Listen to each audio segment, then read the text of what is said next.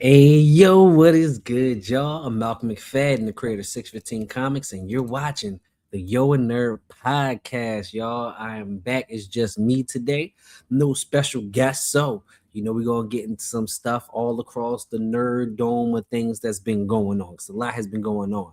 But first, please like, comment, and subscribe to the channel. That helps the channel grow. So please help us grow so we can continue to do this. All right. I'm probably gonna continue to do this anyway. But so before I start with anything, before I get into anything, I want to send RIP to Najee Rouse. I'm hope I'm saying that right. A creator of Concrete Comics, the creator of the comic book Odina. He passed away, and I just want to send an RP out. I haven't never met this creator in person, but he's part of the indie scene, so definitely want to send an RP out to him, and prayers to his family and the team at Concrete Comics. Just wanted to send that out real quick before I started going into anything. But yeah, RP to Anaji Rouse. Okay, I just wanted to give like a little second of silence for that. Um, yeah, to go into a lot of stuff has been going on within the whole nerd realm. A lot has been going on within the indie scene, within the majors, DC, Marvel, with a whole bunch of stuff going in comic books. So just to start this off, I wanted to say, well, not to start us off, to go second, is what I mean. There has been a lot of negativity and stuff floating around within the black indie comic scene, right? Yeah, I'm not gonna go into it, but I just want to say that sometimes we do highlight the negativity a lot more than the positivity. So that's why I wanted to take time out for to do that, is to highlight the positivity, because there's so much more positivity than the negativity that goes on. So I just wanted to highlight the positivity, because right now this year I've seen a bunch of just black indie comic books getting funded on Kickstarter, which is major. Like the Midnight Comics just had an omnibus that they had on Kickstarter. You feel me? I've been just seeing people get funded month after month after month. I've seen indie creators support other indie creators. I've seen even behind the scenes, me myself as an indie comic book creator, I'm in a bunch of uh comic book groups, a bunch of groups where we talk about our comics, where we share ideas and stuff like that, where in a bunch of group chats, just not even online, just private, where we work together, where we're working on comics together. There's so much camaraderie within the indie comic book scene, and that this goes on behind the scenes, even on different pages, different groups.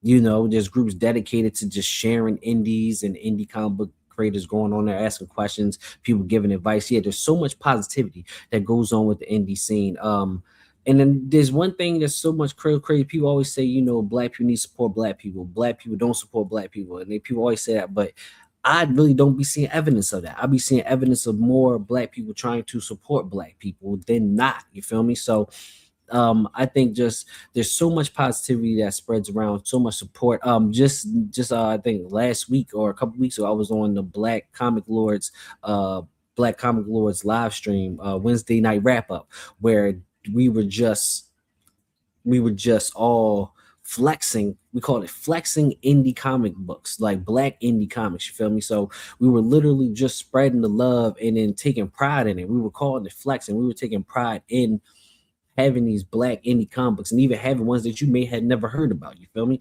And we were just spreading the love of it. We were sharing the knowledge, and we were teaching. Like it was a dope thing to see and a dope thing to be a part of. So there's so much positivity that happens, that I think we just sometimes the negativity gets put in the forefront. You feel me? And the positivity kind of gets put back to the bus. But I kind of want to put that in the driver's seat. I want to put the positivity in the driver's seat, because there's so much more of it. And I want to put it in the driver's seat because it's really pushing us and keeping us going. And I think that's why we're seeing more indies, starting to thrive and do better. You feel me? So, like myself, like I'm a product of the support and the love that goes on in the indie comic book scene, in the black indie comic book scene. So, I just want to point that out there, that we may see some negativities now and then, but the positivity is always happening. It's always flowing. You feel me? It's all, even if you don't see it flowing, it's still flowing behind the scenes. So I just want to put that out there as a little black nerd PSA real quick. But let's get into some comic book news. So I want to talk about something that Jim Lee said. All right. Now, it pains me to talk about Jim Lee in this fashion. You feel me? Like in not a positive manner. Because I love Jim Lee, one of my favorite artists of all time. But I gotta talk about it. So Jim Lee was talking about the Milestone Initiative. And if you don't know what the Milestone Initiative, it was an initiative to bring, like, creators of diversity, like creators of color together, and kind of bring in the new era of creators of color into DC, and through this Milestone Initiative. One of the people being Jordan Clark, who wrote Ancestral Recall, which is a very dope book out right now. So which actually has a trade paperback, which you should go check out. Which me myself, I need to go get the pit trade. I was supposed to get that today. Uh, Never mind. I will be getting that soon. But Jordan Clark is one who spawned from this Milestone Initiative that DC did, and it was a really dope initiative. Just finding the new era of creators of color, create diverse creators. You feel me? And then so Jim Lee was talking about that. He basically said that they had a sponsor basically bankroll that, like pay for that, and that sponsor is no longer paying for it, so they're probably not going to do it, which was very disheartening in my opinion to hear that. Like, bro, you got this initiative to actually do some good to fill in that void that everybody has been seeing within the big two. You feel me? With just in the comic industry, period. Just you had a chance. You were trying to fill in a void. You're trying to do some good, and now you're just not going to do that good because somebody isn't paying for it. Like, that's wild to me. That's wild to even say out in public. Like, I don't think he meant to say it as like that or to come off like that, but that's how it came off. That's how it feels. Like, basically said, if somebody's not going to pay for it, we're not going to do this dope thing that we were trying to do to help fill a void that's been going on within the comic book industry. And I thought that was just kind of whack, bro. I thought it was kind of whack. It was very disheartening, especially with everything that's going on with, like them not treating their black characters right, with them not giving their black characters story or time to breathe or time for their characters to grow or doing much with them in comics at all, period. So that is very just disheartening, bro. It's very disheartening to hear him say that, and just to say, like, yeah, if somebody's not paying for it, we're not gonna help out the next era of creators of color. You feel me? So that's one thing that's happening right now with DC. Of course, everybody's looking, hoping for Milestone to come back, and that was kind of a big topic. So this Milestone Initiative topic kind of maybe just flew under the radar a little bit, but that was one thing that was going on within DC. But let's go on to some very good right now. Let me talk about positivity. Let's keep it up with the positivity. So we eating, bro. Oh, we eating, bro. We is eating. Right now, as comic book nerds, or just fans of heroes, we are eating because right now we're getting a mix of both. We're getting comics, we're getting shows. So right now, Daredevil is a comic book out right now, number one, written by Stephanie Phillips, who's like a star right now within the comic scene, especially as a writer. So she's writing Daredevil right now, and it's real dope, real new reader friendly. So something you could just jump onto. But we also got the Daredevil show, which I am late on. I gotta catch up, bro. So don't spoil nothing for me, bro. So I'm trying to stay offline as much as possible, even though I gotta be online and stay away from the spoilers. But I'm behind on Daredevil. But so far from the episodes I've watched, it is really good. It's really dope. Still not as good as the Netflix one, but it's getting there. It's still getting close to that. But we get that and the comic book right now. And like I said, the comic book is new reader friendly, and the show is something easily people can just jump onto. So that we're eating with that. What else do we got? We got the Darth Maul, which I need to catch up on. I was trying to watch it with my son. He's only 2 years old, but he likes Darth Maul. I was trying to watch with him, but he's unreliable. He's 2 years old. He don't know nothing about responsibilities. But we got the Maul show and the Maul comic, which the comic is a prequel to the show, which is actually kind of interesting that it's going on while the show is going on. I wonder if they did that on purpose, or I wonder if they had plans to put the comic out before the show and it just didn't pan out like that. I'm gonna look into that actually now that I think about it. But yeah, you got the Darth Maul comic and the Darth Maul show. I'm still need to catch up on Darth Maul, but from episodes I saw, it is fire. It is dope. You feel me? So definitely like that. In the comic so far is cool. It's cool. The comic kind of seems like maybe a little bit of a slow burner, but the comic is actually dope. But you can check both of those out. So we're eating in that. We got Invincible. Invincible, the show is out, which I'm behind on something too. I'm behind on everything. Everything I'm gonna talk about, I'm behind on. But we got Invincible, but the episodes I did watch are fire. And then Battle Beast. Battle Beast has a comic out right now, which is great. It is great because Battle Beast is basically looking for somebody to kill him. Like he's just looking for somebody that can beat him in battle, but he's not just gonna let you beat him. You feel me? But it started out really as a real dope action comic and kind of leads to more of a being more story oriented. You feel me? Get what I'm saying? Which I like. Brought you in with the action, brought you in with the hardcore, and now goes to more of a storyline. But there's still action within the storyline. You feel me? So it's Battle Beast still in the same universe as Invincible, and the show's going on. So we got the show and that comic right now. The Boys, I'm not caught up on the Boys at all, but the Boys is out. That is something else that people are talking about, but I'm not caught up on that. I'm so not caught up on that. It doesn't even really cross my timeline like that, even with being in the nerd stuff, because I'm not even checking for stuff like that, which is crazy how the timeline algorithm works. But also, there's Monarch. Monarch, if you don't know about Monarch, if you watch the Godzilla movies with King Kong, Monarch is the company that basically is keeping track of these monsters and studying these monsters, attacks, and everything. And you basically learn about the start of Monarch, and it basically goes from like the past to the present. You feel me? Kind of does like a Green Arrow, how Green Arrow did in season 1 on CW. Kind of does something like that, but it's a really dope show. I actually like it better than the movies. You feel me? Has a good bit of monsters, more humans. I really wish there was a little bit more monsters, but in this new season, you will really get more monsters in it. But Monarch is out, and also Stephanie Williams, the writer of Temporal, and also she recently wrote for Wonder Woman 2. She is writing a series, a comic book series for Monarch, which I believe they said it's going to be an anthology type series, which that is dope. So I wonder what different type of monsters will be in this series. But yeah, Monarch is out right now on Apple TV, and also the comic book will be coming out for it. So that's also something to look forward to.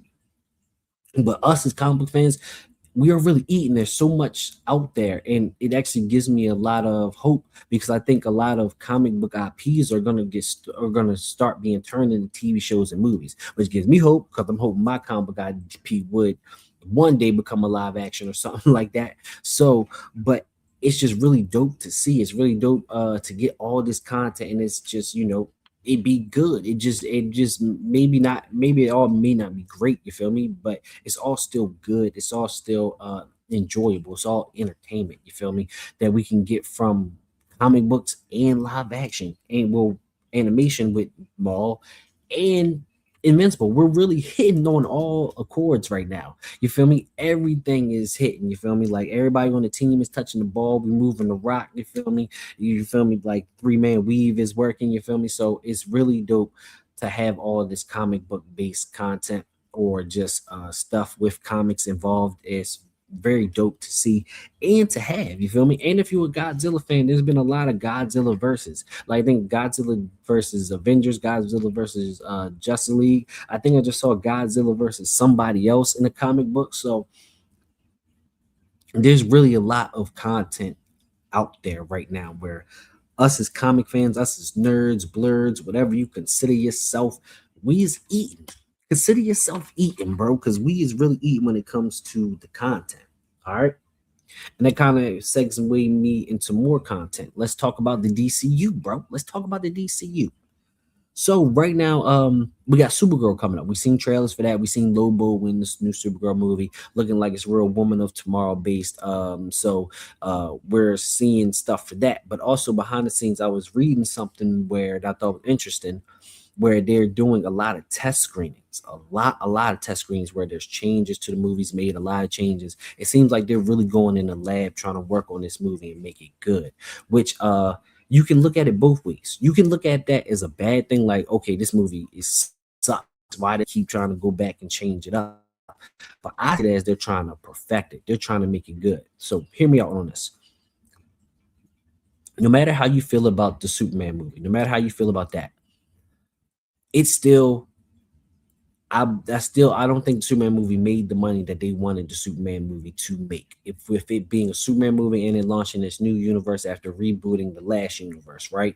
I don't think they made the money that they wanted it to make. So I think with the Supergirl movie, they're already probably not expecting it to make the Superman money, but I think they want it still to be good and have good legs and to live on. You feel me? I think they want to really put out a good product with this movie and make it really good. You feel me? Make it hit, make it stick. You feel me? Make it stick. You feel me? So I think that's what they're trying to do with this movie. So I see this as a good thing more so than a bad. You can still say maybe they're not finding what they really want, and this movie may not hit like that.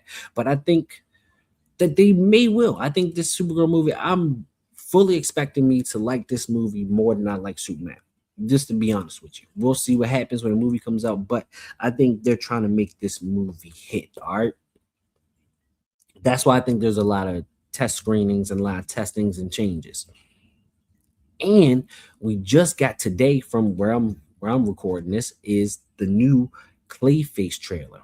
And if you don't know about this, Clayface is basically they say it's gonna be like a body horror about Clayface. It's gonna be set in this DCU.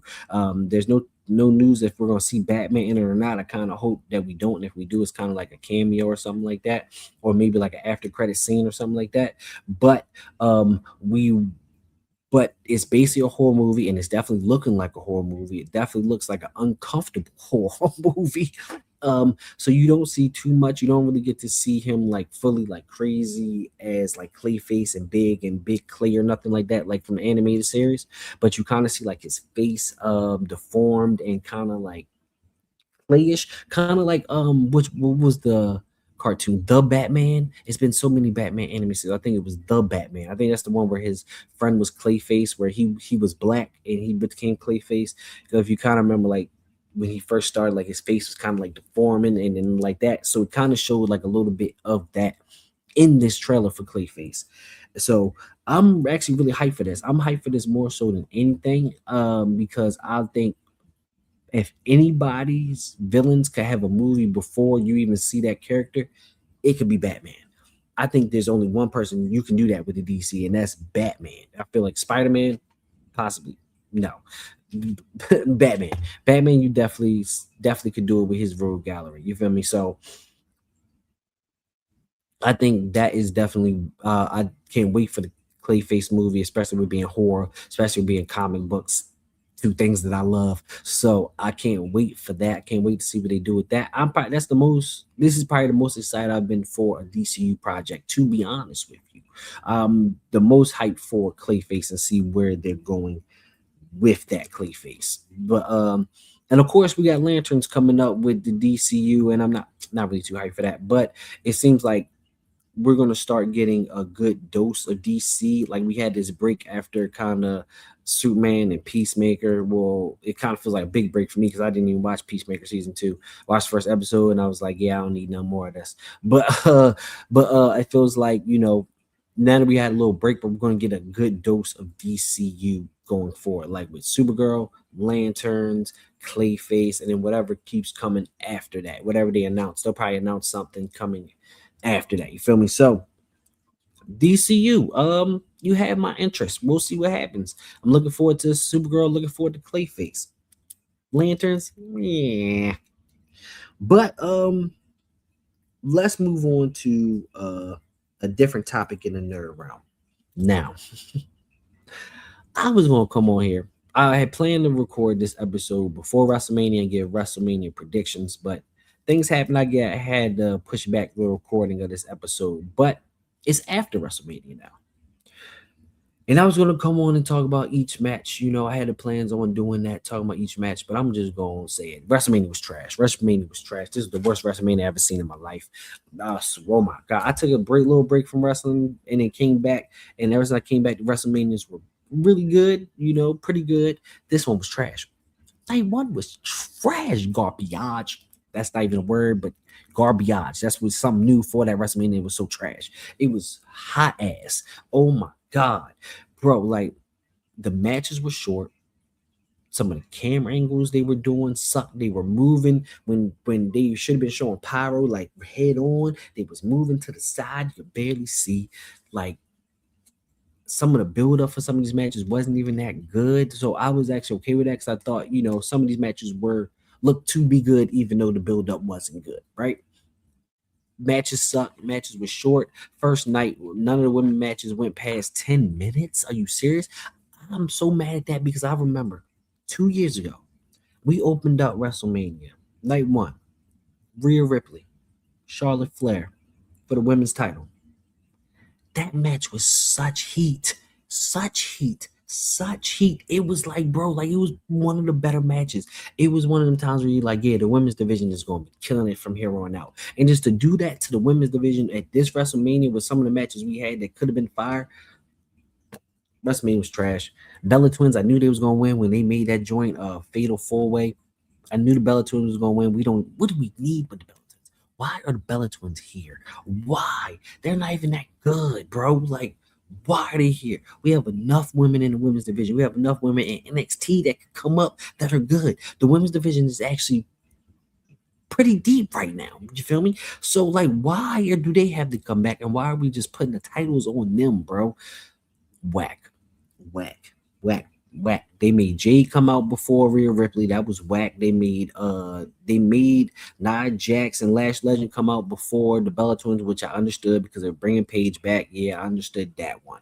But yeah, the matches were whack, man. Jacob Fatu and Drew McIntyre, they did their fights were better than that match. Like they did nothing in that match. I thought they was all this talking about them needing to be contained. We can't contain you, so we're gonna do an unsanctioned match. Like, bro, they didn't. I thought that was gonna mean they was gonna go all around the arena, all over the place. You feel me? I thought that was gonna be a big spectacle. I thought they was gonna be like how on Here Come the Pain, we could jump off the little SmackDown fist at the entrance. I thought they was gonna do something like that. None of that.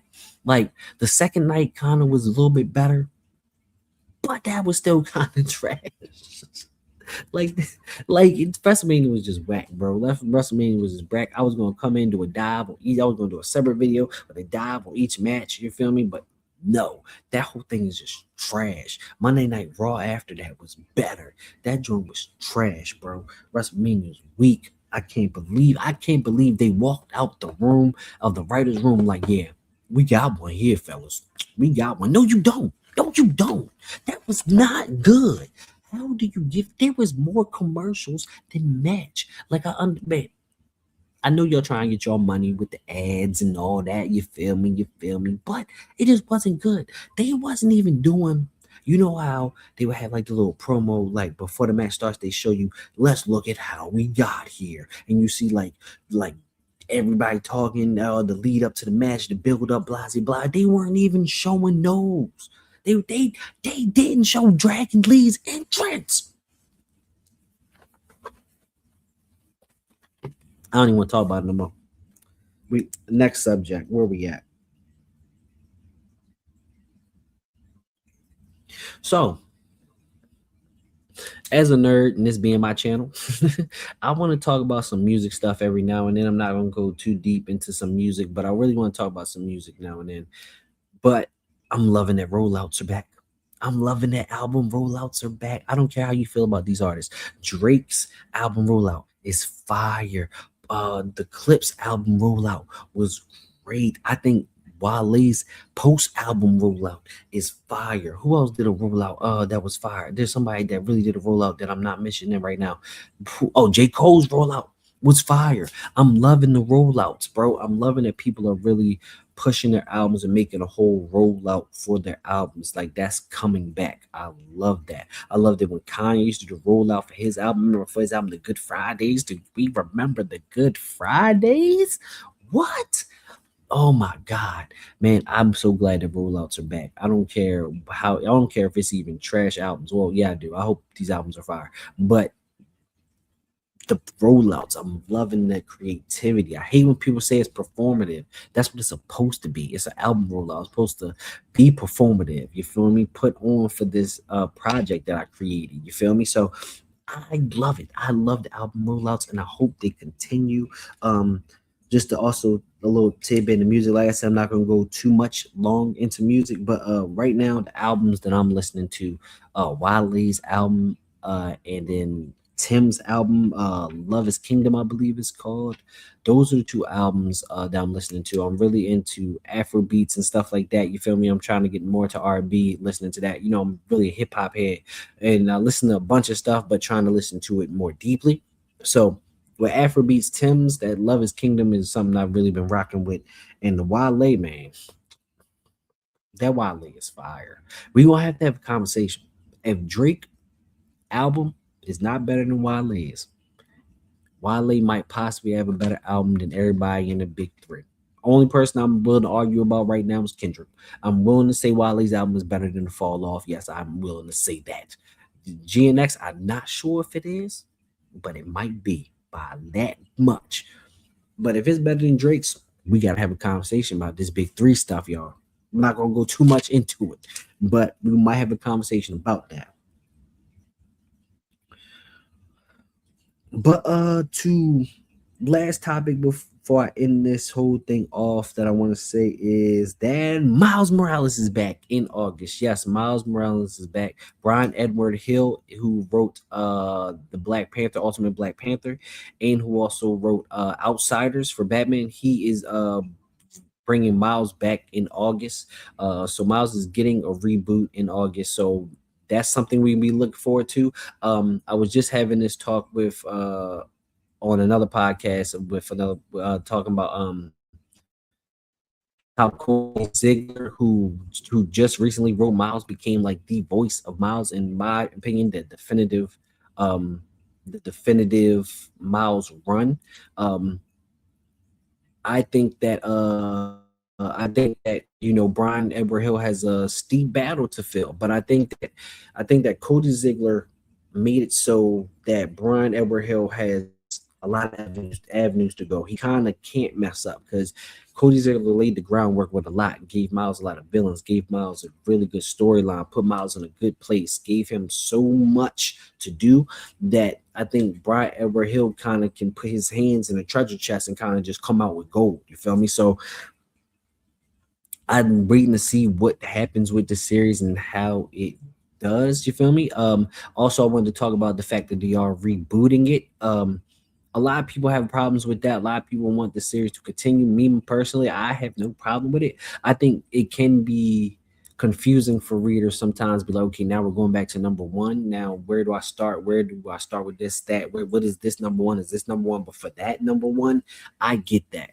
But as a person who follows along, I don't have a problem with it. Moon Knight has continued to do this where they continue with like a story arc, and then once they get done with it, they kind of revamp it to number one and kind of go along with another story arc. You feel me? And I'm kind of really cool with that because I'm keeping along with it. I kind of know where to continue. You feel me? Like I just get the next book. I'm getting it every month, so just getting the next book. For me, it's very simple. I get how that can be weird for like new readers or people trying to figure out where to start, where to jump onto, but I myself have no problem with it. I like it. It kind of just it's like kind of helps me keep track of the arcs, like where arcs happen, where because sometimes you read stories and it's like I don't be remembering what happens in what issue or what arc is in what issue. I know that this arc happens after this arc. So whatever issue that ends is where this starts. You get what I'm saying? So sometimes when they start this arc, I can be like, okay, I just go back to Miles Morales number one, this arc of this. You feel me? Especially if I'm getting it with the trade paperbacks. So for me, that's not a big problem collecting it like that, but I can see where people have that problem. And also as a business, number one sell more than anything. So I'm shit. You ask me, I'm revamping the series after 10 each time. We go on to 10, blah blah, bam, back to one, get that number one money, and just keep the series going. If that would, but I do get, I can see both sides of it to be honest with you. But Miles Morales is coming back in August, y'all. So I can't wait for that. I do think I'm gonna bring back my Keeping Up with Miles series, but a lot different. Um, I don't think I'm gonna go through page by page like I did and tell y'all what happened. I don't think I'm kind of gonna read the comic for y'all. I seen some stuff where people were talking about that, where how um you're basically giving away the book for free.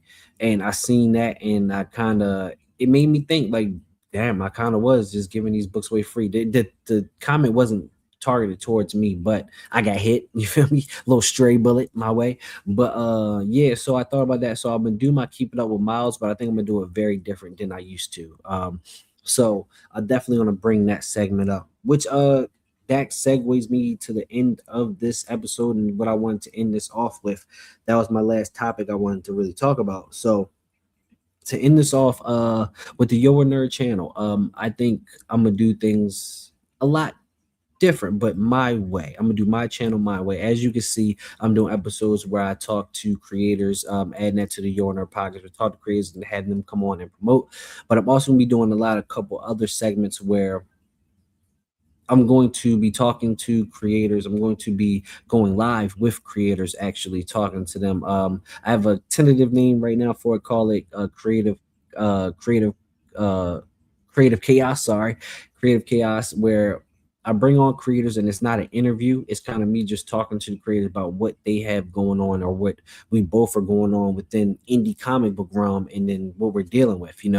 What we're facing, what we have in the works, what we have coming up down the pipeline. Just basically the life of a comic creator. I'm gonna make it real candid. I'm gonna make it live so people can ask questions, and then we answer them in real time. You feel me? So it's kind of something to help creators and also to kind of be maybe like a therapy session for creators, because sometimes us as creators, we can be so to ourselves where we may not know a lot of people that create in person. So it's kind of be somewhere where people can come on and kind of talk about what they're going through, or their highs and their lows. Maybe they got something really good that they want to announce or something like that. So stuff like that. And also for the Yo Nerd podcast, also when I have special guests on, uh I'm not just gonna have special guests on to promote their books. I'm gonna have that also, but I'm gonna have special guests on to talk with me about comic books, kind of like co-hosts. You feel me? Maybe some rotating co-hosts, some people to talk about comic books with me and just have fun and talk about the different stuff in nerd realm. Get somebody else's perspective, not just mine, and maybe somebody's perspective that combats mine or agrees with mine, or I combat with them. Just to have more of a conversation. On my channel. So there will be a lot of that too. And also I'm working on a Patreon. I'm actually working on Patreon, something for me to go kind of directly to my supporters with the comic book and also with this, and kind of to bring both together on the Patreon, if you get what I'm saying. So that's a lot of things that I'm working on right now. A lot of things coming down the pipeline this year for Your Nerd and 615 Comics. But just be on the lookout for a lot of that stuff. You feel me? So, but for right now, that's all I got to say to y'all, bro. That's all I got to say. So I'm gonna end out this episode, but as always, please like, comment, and subscribe. It helps the channel grow, helps me reach more people. So please like, comment, and subscribe to the channel, and I'll be back to talk about more nerd stuff within the nerd realm of things, y'all. So be easy and see you next time.